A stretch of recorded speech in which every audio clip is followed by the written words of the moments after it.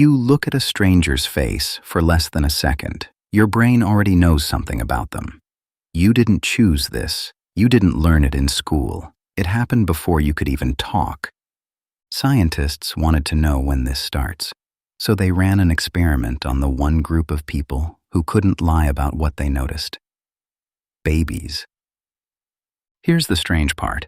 The answer wasn't what anyone expected. Newborns don't see faces the way you do.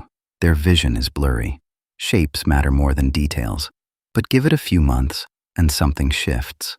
The brain starts sorting information fast, faster than most parents realize. Researchers Olivier Pascalis and David Kelly ran a series of studies to track this shift. Their method was simple. Show babies pairs of faces, some familiar in appearance, some unfamiliar. Then measure where the baby's eyes go and for how long. At 3 months old, babies looked equally at all faces. No pattern, no preference. Every face was just as interesting as the next. By 9 months, that changed completely. Babies started looking longer at faces that matched the people around them most often. Faces of their own race held their attention. Faces outside that group got a shorter glance and less recognition later. This is called the other race effect. And it's not about judgment, it's about exposure. Here's the twist. Newborns start out able to distinguish between faces of any background equally well. That ability doesn't disappear because of bias. It disappears because it isn't used.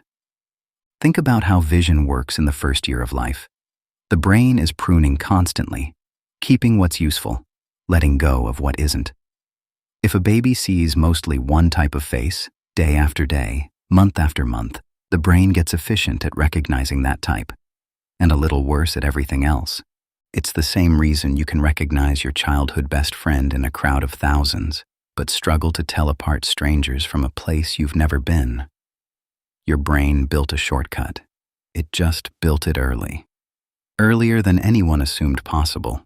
Kelly and Pascalis weren't the only ones circling this question.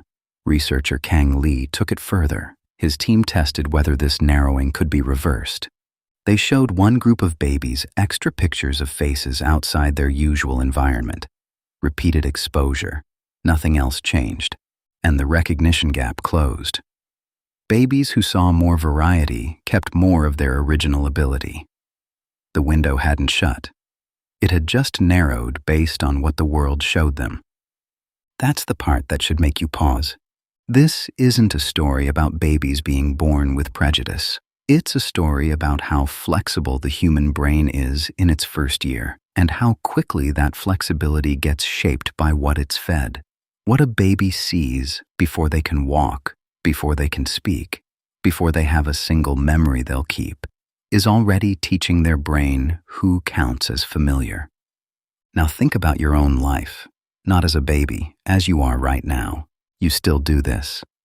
Every time you meet someone new, your brain runs a lightning-fast comparison against everyone you've ever known. It decides, before you're even conscious of deciding, how much attention this face deserves.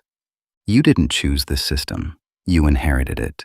It was built in your first year of life, out of whatever faces happened to surround you. But here's what the research actually offers. Not guilt, not blame.